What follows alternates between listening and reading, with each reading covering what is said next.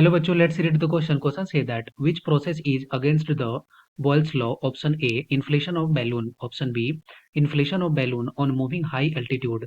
Option C, inflation of balloon at high temperature. Option D, none of the above. Discuss करते हैं। तो यहाँ पे इस क्वेश्चन को करने के लिए की कॉन्सेप्ट क्या हो जाएगा, हम लोग यहाँ पे बॉयल्स लॉ, बॉयल्स लॉ। सबसे पहले इसको समझते हैं।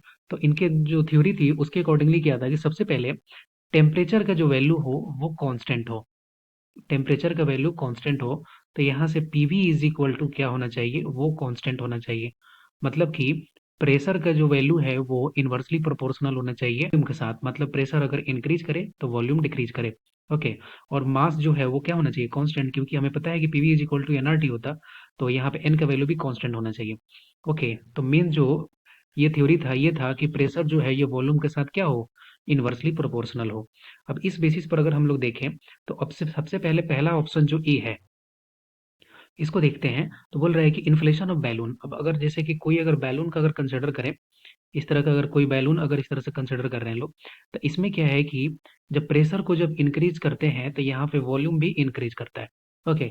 जबकि ये नियम क्या था, नियम है कि प्रेशर का अगर इंक्रीज करे तो वॉल्यूम क्या हो, वो डिक्रीज करे। ओके। लेकिन यहाँ पे क्या है कि प्रेशर इंक्रीज करने पे वॉल्यूम भी इंक्रीज कर रहा है, क्योंकि इसमें मास जो है वो इंक्रीज हो रहा है। इसका मतलब कि पहला ऑप्शन जो है इन्फ्लेशन ऑफ बैलून जो है यही इस थ्योरी के अगेंस्ट काम कर रहा है। इसका मतलब इस क्वेश्चन का राइट आंसर क्या हो गया, option A, inflation of balloon. I hope you will be understood it well. Best of luck. Thank you.